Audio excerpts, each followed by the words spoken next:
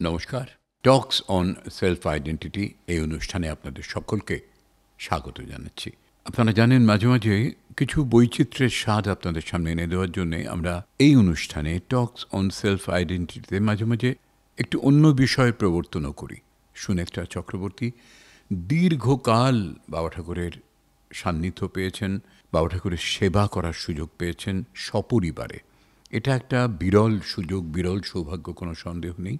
এবং যাদের আমরা খুব কাছ থেকে দেখেছি, যাদের সর্বান্তঃকরণে মনে হয়েছে যে তারা বাবা ঠাকুরের চরণে সমর্পিত প্রাণ, তাদের মধ্যে অন্যতম সুনেত্রা।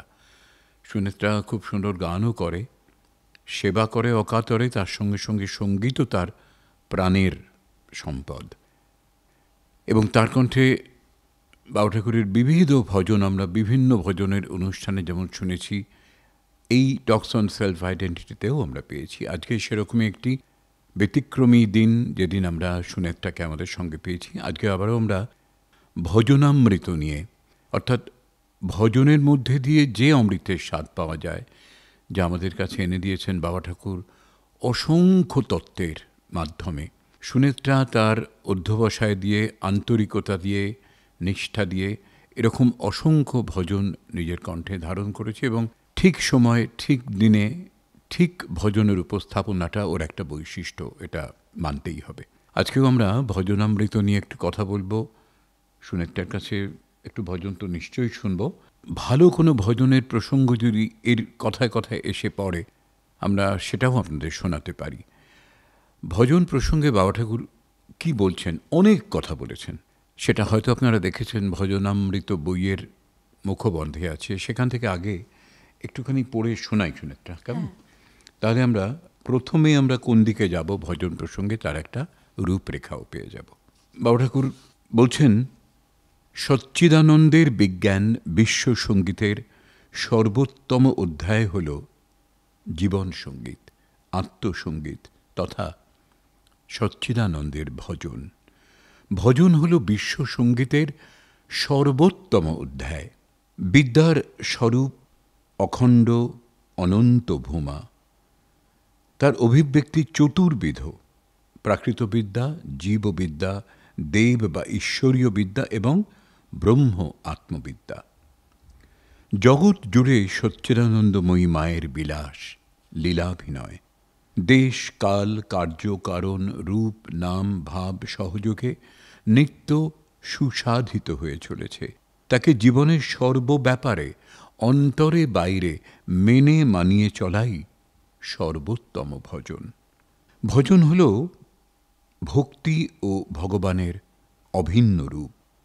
ভজন দিয়েই জীবনের আরম্ভ, ভজন দিয়েই জীবনের বিকাশ প্রকাশ, ভজন দিয়েই জীবনের পরিসমাপ্তি। এই হল জীবন সঙ্গীতের বা আত্মসঙ্গীতের রহস্য, তাৎপর্য। ভজন সঙ্গীত বিজ্ঞানের নির্যাস। জীবন যখন চায় তার আপন সত্তা, জীবন দেবতাকে, আপন ইষ্টকে আপন করে পেতে, তখনই হয় ভজনের প্রকাশ। সঙ্গীত হল জীবনের সাথী, ভজন হল ভক্ত যোগী জ্ঞানীর নিত্য সাথী। ভজন ভক্তের অতি প্রিয়, অতি আপন। মানে ভজনকে আমরা কত দিক থেকে কতভাবে অনুভব করতে পারি, এটা তো মানে অনেক কথা আছে। তো আমার এই কয়েকটি লাইন মনে হলো একেবারে সূচনায় আমরা বলতে পারি। এবং কার জন্যে ভজন, শুধু যে যোগীর জন্যে, শুধু যে সাধকের জন্যে তা নয়। কি সুন্দর এখানে বলেছেন, যোগী জ্ঞানী ভক্তের নিত্য সাথী, ভক্তের অতি প্রিয়, অতি আপন। তো ভক্ত তো কি বলবো, মানে জাতি ধর্ম বর্ণ নির্বিশেষে, ক্লাস নির্বিশেষে ভক্ত সবাই হতে পারে। ভক্ত হওয়ার জন্য কোনো আলাদা সার্টিফিকেটের দরকার হয় না। এই কথা যেখানে পড়লেন সতীনাথ, আপনি তার শুরুতে দুটো তিনটে লাইনের পরে একটা জায়গা আসছে, কোনো জায়গা বিশেষ নয়, মানে যেখানে যেখানে মন চাইবে, যেখানেই সেখানেই কিন্তু তার উপস্থিতি আমরা ফিল করতে পারবো ভজনের মাধ্যমে। বাবা ঠাকুরের সঙ্গে যখন প্রথম যাতায়াত শুরু হলো অল্প অল্প করে, ভজন আমরা শুনেছি, অনেক ভজন শুনেছি ঠাকুরমার, স্বামীজির। বাবা ঠাকুরের কাছে যখন এসে বাবা ঠাকুর বললেন বইটা কিনেছি ভজনের সমস্ত জিনিস উনি খবর নিতেন যে এই মানুষটা আসছে এখানে, সে করছেটা কি, আদৌ সে বইটাই কিনলো নাকি সে ভজনটা করছে, অ্যাটেন্ড করছে, অমুক দিন আছে কিন্তু আসবি, এগুলো বলে দিতেন। এইরকম বলেছিলেন বাবা ঠাকুর দিল্লিতে যখন ছিলেন শেষের দিকটাও, তখন কিছু কিছু ভজনের তো আমাদের নির্দেশিত তিথি ডেট থাকে, তো বাবা ঠাকুর বলতেন তুমি কিন্তু ভজন মিস করবে না, যাও ভজনে যাও, তার কিন্তু ওখানে কাজ আছে, তার জন্য কিন্তু আমার কিছু কাজ আছে, ওখানে থাকতে হবে, কিন্তু বাবা ঠাকুর আমাকে ঠেলে ঠেলে বললেন যে ভজনে যাও। তো কোনো জায়গা থেকে ফাঁকি দেওয়ার কোনো রকম মানে স্কোপই ছিল না, যে ভজনটা না গিয়ে একটু বাবা ঠাকুরের কাছে গিয়ে বসে থাকি, সেরকমও তো মনের মধ্যে হতো, কিন্তু সেরকম ছিল না, ভজনে যা, ভজন কেন মিস করেছো। কেন ভজনে এত জোর দিতেন অনেক পরে রিয়েলাইজ করলাম, অনেক পরে সেটা ভেতরে ভাবে আসলো। মহিমা কীর্তন যখন মহিমার গান করি সেটা কিন্তু যে সে জিনিস নয়, না না একেবারেই নয়। বৃহতের মহিমা যখন করছে কেউ, সে স্থান কাল সেটা যেখানে খুশি হতে পারে, যে কোনো মানুষই হতে পারে। তো এটা আমার মধ্যে পরে খেলেছিল যে আমি পরে বাবা ঠাকুরের এই গানগুলো নিয়ে যখন আমার মনে হতো যে বাবা ঠাকুরের গানের কথা অসাধারণ, তার ভেতর থেকে রিভিলেশন, এটা যে সে রিভিলেশন নয়, এটা মনে হয়েছিল।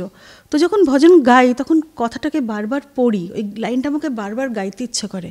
তো কার মহিমা, কার গান, কার ভজন, তো সেটা তো দেখতে হবে। তুমি মানুষের কাছে অনেকেই গুরু, কেউ সূর্যকে দেবতা মানছে, কেউ জলকে দেবতা মানছে, কেউ বাড়িতে তার কোনো কুলগুরু রয়েছেন, কেউ পরে দীক্ষা নিয়ে সেই গুরুর কাছে গেছে, সে মাতা পিতাকে, মানে মহিমা কীর্তনের তো কোনো একটা লিমিটেশন নেই, কোথাও সেই মহিমা বিস্তৃত, সেটা কোথাও হতে পারে। সেই মহিমা কীর্তন কারুর জন্যেও হতে পারে, যাকেই আমি গুরু মানছি তার জন্যে হতে পারে। সম্প্রতি একটা সুযোগ এসেছিল, এত বড় একটা 144 বছরের কুম্ভ, তো আমি মনে মনে কখনোই কোনো রকম আশা করিনি যে আমি যাব। ও তুমি গিয়েছিলে? আমি কুম্ভতে এই জাস্ট গত সপ্তাহে একটুখানি ঠাকুরই সুযোগ করে দিলেন, কিন্তু মনে মনে আমার সাহসে কুলোয়নি যে আমি একটা ভেতর থেকে এরকম আসবে আমার গেলে খুব ভালো হয়, মহাকুম্ভ, হ্যাঁ 144 এত লোক যাচ্ছে, আমার এটা ভেতরে আমি আনিনি। কারণ বাবা ঠাকুরের কিছু জিনিস শোনার পর ওই চাহিদাগুলো যদি আপনি আপ কিছু হয়, যদি স্বতঃস্ফূর্তভাবে কিছু হয়, সেটা হচ্ছে, যদি হয়ে যায় তার কৃপায় হয়ে যায়। আদারওয়াইজ আমি মুখ ফুটে যে গেলে ভালো হতো, এই মা মিস করলাম, কত লোক গেল আমি গেলাম না, এরকম কোনোই ভিতরে হলে ভালো, না হলে কোনো আক্ষেপ নেই। কিন্তু শুনছি এত এত লোক যাচ্ছেন, সবারই কাছ থেকে কথা শুনছি, কিন্তু ভেতরে যে সেরকম তোলপাড় সেটা হয়নি। কিন্তু ঠাকুর একটা সুযোগ করে দিলেন। আচ্ছা, এমন একটা জিনিস যদি সত্যিকারের অভিজ্ঞতা আমি না করতাম, তাহলে ওটা না গল্প শুনে বা টিভি চ্যানেল দেখে বা ইউটিউব দেখে এটা ঠিক বোঝা যায় না ওটা ওখানে কী হচ্ছিল। এটা যে কোটি কোটি মানুষের কথা বলছি, সত্যি কোটি কোটি মানুষ মহিমাই করছে তারা। কি সেই গঙ্গাকে পুজো, সন্ধেবেলা গিয়েছিলাম, এত সুন্দর গঙ্গা আরতি, কত রকমের মানুষ। আমার ওই জায়গাটাতে নেমে জলের মধ্যে যেই নেমেছি, সেই ঠান্ডা জলটা সন্ধেবেলার, আর চারিদিকে ভজন কীর্তন হচ্ছে, সেখানে হঠাৎ আমার বাবা ঠাকুরের একটা ভজন মনে পড়লো। আমার মনে হলো বাবা ঠাকুর তো এটা বহুদিন আগেই আমাদের এই ডাইরেকশনটা দেখিয়ে দিয়েছেন। তো আমার ভজনটা না এত কথাগুলো বারবার মানে মাথার মধ্যে একটা হ্যামার করছে, যে মনে হচ্ছে যে ওই পরিবেশটা দেখেই আমার মনে হচ্ছে ও বাবা, এটা তো বাবা ঠাকুরের মুখের কথা। সঙ্গে আমার বোন চম্পাও ছিল, ওকে বললাম দেখ বাবা ঠাকুর আমাদের যখন তৈরি করছেন তখন তার ভেতরে আগে থেকে কিন্তু সমস্ত জিনিসগুলো দিয়ে দেয়, যে রিলেট করা। আমি কিন্তু পারতাম না রিলেট করতে, কিন্তু রিলেট উনি করিয়ে দিলেন, যে তুমি এখানে এসে তোমার কিছু মনে হচ্ছে, তুমি যে ভজনটা গাও তুমি এখানে এসে কী দেখছো, এখানে এটা কী পেলে। তা আমার খালি সবসময় এটাই মনে হচ্ছিল যে বাবা ঠাকুরের সেই গানের কথাগুলো, মানে অন্য সবাই দেখছে যে দৃশ্য, তুমি সেটাকে দেখতে পাচ্ছ বাবা ঠাকুরের ভজনের আলোতে একদম। আর ওটা না আমার ভেতরে একটা তোলপাড় করছে যে এটা কি সম্ভব, এটাই দেখছি, আরে এটাই বাবা ঠাকুর গানের মধ্যে বলে দিয়েছেন, এটাই ভজনে বলে দিয়েছেন কত বছর আগে। এখন যখন বুঝতে পারলাম যে দেখো মানুষ মহিমা কীর্তন করছেন, কারা করছে, কার জন্য করছে, সেই জিনিসটা যখন আমি দেখছি ওখানে সচক্ষে, তারই ভজনে করছে। স্মৃতিতে আছে প্রজ্ঞান পুরুষ শ্রী শ্রী বাবা ঠাকুরের যে উদ্গীত ভজনের বই ভজনামৃত, যেটার আধার করেই আজকে আমাদের এই প্রোগ্রাম। এই বইয়ের মধ্যে এমন কোনো তত্ত্ব নেই যেটা বাবা ঠাকুরের ভেতর দিয়ে বেরোয়নি।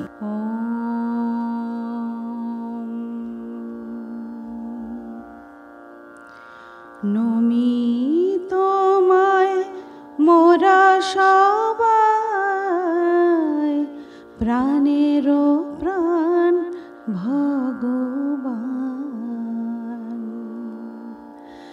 দিনের ঠাকুর ভগবান,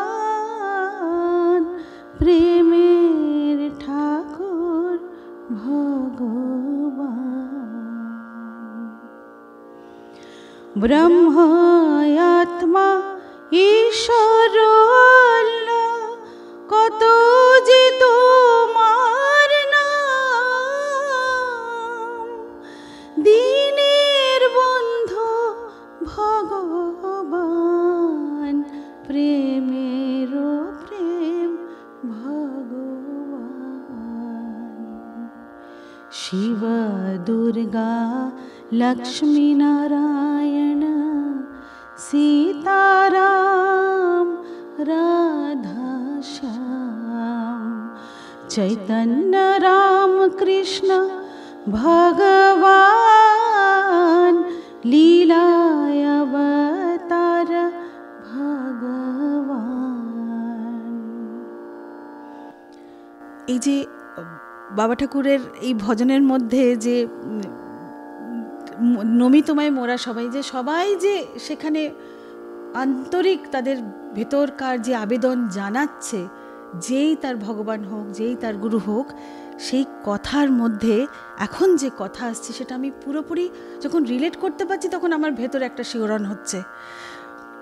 এখানে কথার মধ্যে আছে, হ্যাঁ, ভারী সুন্দর কথাটি। সাধু সন্ত ত্যাগী সন্ন্যাসী, যোগী ঋষি জ্ঞানী উদাসী, কর্মী ভক্ত প্রেমিক মহাজন, গাইছে তব মহিমার গান। সাধু সন্ত ত্যাগী সন্ন্যাসী, যোগী ঋষি জ্ঞানী উদাসী, কর্মী ভক্ত প্রেমিক মহাজন, গাইছে তব মহিমার গান। নব নব বেশে ভবেশে, দিলে নিজে ধরা ভালোবেসে, জাগাতে সবার আত্মজ্ঞান, করিলে স্বভাবে প্রেমদান। পুজি তোমায় মোরা সবাই, সত্য স্বরূপ মহাপ্রাণ, জ্ঞান স্বরূপ ভগবান, আনন্দ স্বরূপ ভগবান। নমি তোমায় মোরা সবাই, প্রাণের প্রাণ ভগবান, দিনের ঠাকুর ভগবান, প্রেমের ঠাকুর ভগবান। বাহ, খুবই সুন্দর ভজনটি, কোনো সন্দেহ নেই। এবং ভজনের মধ্যে দিয়ে যে ছবিটা আমরা দেখতে পাচ্ছি, নানা রূপে নানাভাবে ভগবানের লীলা কীর্তন, মহিমা কীর্তন যাই বলি, সেখানে যাদেরকে আমরা মানব জীবনে ভগবান রূপে পেয়েছি তারাও যেমন আছেন, আর একেবারে সাধারণ মানুষের কথাও বলা আছে, বিশেষ করে বলা আছে ভক্তদের কথা। কেননা ভক্তের সবচেয়ে সহজ উপায় ভগবানের সান্নিধ্যে যাওয়া ভজনের মাধ্যমে। এখানে বাবা ঠাকুরের এই ভজনের মধ্যে আমার যেন মনে হলো সবাই ভক্ত, সবাই মহিমা গাইছে। সে সাধুই কি, সন্ন্যাসী কি, ত্যাগী কি, যোগী কি, ঋষি কি, উদাসী কি, মানে সবাইকে এক্সপিরিয়েন্স করলাম যে একটা মহৎ কাজে, একটা বিরাট জায়গাতে যখন সবারই প্রেজেন্সটা পেলাম, তখন বাবা ঠাকুর কীভাবে আমাদেরকে সেখানে আগে থেকেই বলে রাখছেন যে দেখো এইরকম একটা সিন তিনি আগেই মাথায় দিয়ে দিয়েছেন। তো সেটা কর্মী, ভক্ত, সেবক, মহাজন, যোগী, সমস্ত লোক, মানে মাথায় পুটলি নিয়েও সেই সাধারণ মানুষও যাচ্ছে, হাঁটতে হাঁটতে যাচ্ছে, গাড়ি চেপে যাচ্ছে, সেখানে কোনো শেষ নেই মহিমার কীর্তনের। একটি জায়গায় বাবা ঠাকুর বলেছেন, সাধন ভজন হলো ভক্ত ও ভগবানের মিলন সেতু, আবার তাই হলো পরম ইষ্টের মূর্ত করুণা। ইষ্ট অর্থে এখানে সচ্চিদানন্দ ঘন ঈশ্বর আত্মা, ব্রহ্মগুরু, সচ্চিদানন্দ মহিমা, ব্রহ্মমহিমা, সচ্চিদানন্দ স্বরূপ শিব, বিষ্ণু, হরিহর, নারায়ণ, গড, আল্লাহ সবাইকে বলা হয়েছে। পরম ইষ্ট বলতে আপন আত্মাকেই তত্ত্বত নির্দেশ করে। অন্তরের ভাবশুদ্ধির মাত্রা অনুসারে সাধকের মধ্যে আপন আত্মভাববোধের স্ফূর্তি প্রকাশ পায়। তুমি যেটা বলছিল, ওখানে থেকে যে যার নিজের মতো করে তার মহিমা কীর্তন করছে। সবাই যে একই কথা বলছে সমস্বরে তা নয়, প্রত্যেকেরই সেই লিবার্টিটা আছে, আমি আমার মতো করে তাকে স্মরণ করব, তাঁর লীলা কীর্তন করব, মহিমার কথা বলব। তিনি তো সানুভাব সিদ্ধ, তিনি তো সমস্ত জানেন, সব কিছুর জ্ঞাতা তিনি। তিনি যখন কোন জিনিসটা একটা এঁকে দিলেন, একটা ছক কেটে দিলেন, মাথার মধ্যে সেই ডিজাইন প্যাটার্নটা বসে আছে, তখন সেটা রিলেট করতে খুব সুবিধা হয়। মানে সেটা কোনো কল্পনার একটা ব্যক্ত প্রকাশ নয়, সেটা সানুভব সিদ্ধ। মানে এই পর্যায় থেকে অনেক ওপরে গিয়ে সেটা তিনি প্রত্যক্ষ করেছেন এবং কল্পনার আশ্রয় নেননি। যা প্রত্যক্ষ করেছেন সেটাই উদ্ভাসিত হচ্ছে তার মধ্যে থেকে। আমাদের বাবা ঠাকুর তো অলমোস্ট সমস্ত তত্ত্বের ওপরই গান দিয়েছেন, সমস্ত ভজন, মানে সব তত্ত্বের ওপর দিয়ে তার ভেতর থেকে রিভিল। হ্যাঁ, এই ভজনামৃতি আলাদা আলাদা করে 19টি তত্ত্ব আছে এর মধ্যে। তো আমরা যখন ভজন করি, আমরা একটা ঈদের দিনও ভজন করি, আমরা গুরু নানকের দিনও ভজন করি, সেজন্য বাবা ঠাকুরের বড়দিনে তো হয়, মানে সব এইরকম সমস্ত দিনগুলোতে বাবা ঠাকুরের নির্দেশিত ভজন। তার মানে কি, তিনি ওই সমস্ত বাধাগুলো, সেই ভেতরের যে সংকীর্ণতাগুলো, সেগুলোকে সরিয়ে দিয়েছেন, মুছে দিয়েছেন, যে আরও ওয়াইডার, আরও অ্যাকসেপ্টেন্স মানো, আরও ওয়াইড জগৎটাকে দেখো, ওই লিমিটেশনের মধ্যে তোমরা যে দেখছো সেইভাবে নয়। যার জন্য এখানে একইভাবে ব্রহ্মময়ী মা, শিব, বিষ্ণু, হরিহর, নারায়ণ, গড, আল্লাহ এক লাইনে, এক পংক্তিতে সবার নাম বলে গেছেন। প্রজ্ঞান পুরুষ শ্রী শ্রী বাবা ঠাকুরের নামতত্ত্বের ওপরে একটি খুব সুন্দর ভজন, যেটা আমরা করে থাকি আর কি। সেই ভজনটা আমার মনে হচ্ছে এই ঠিক যে জায়গাটা আপনি পড়লেন, সেই জায়গাটার সাথে এটা খুব সুন্দর মিলছে। তো একটু করি তাহলে।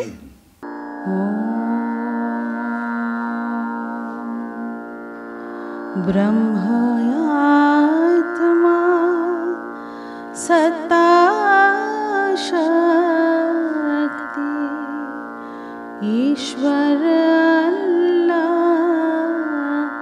भगवान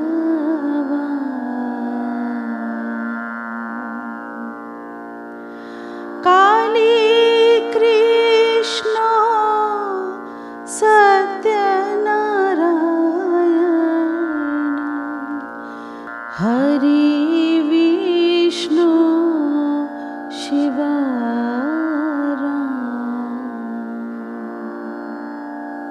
शिवा दुर्गा लक्ष्मी नारायण सीताराम राधा श्याम इष्ट गुरु पुरुष प्रकृति पिता माता महाप्राण काली कृष्ण सत्यनारायण हरि विष्णु शिवा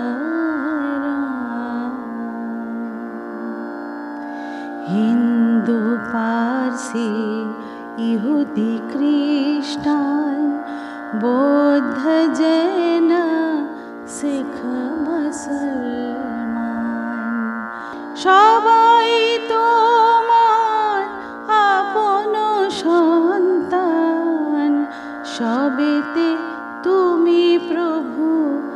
সম পরিমাণ।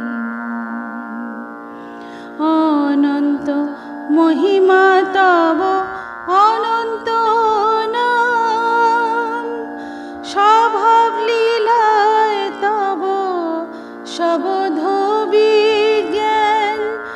আমি বোধে তুমি স্বয়ং প্রকাশমান, বাহিরের বৈচিত্র্য তব হৃদয়ে সমান। কালী কৃষ্ণ সত্যনারায়ণ, হরি বিষ্ণু শিবরাম। কোনো সন্দেহ নেই সর্ব অর্থেই আজকের এই পর্বটি একটি ব্যতিক্রমী পর্ব হয়ে রইল। এরকমই বৈচিত্র্যের স্বাদ আমরা চেষ্টা করব আবারও আপনাদের সামনে নিয়ে আসতে টক্স অন সেলফ আইডেন্টিটির আগামী কোনো পর্বে। আপনারা সকলে ভালো থাকবেন। বাবা ঠাকুরের আশীর্বাদ আমাদের উপরে বর্ষিত হোক নিরন্তর। নমস্কার।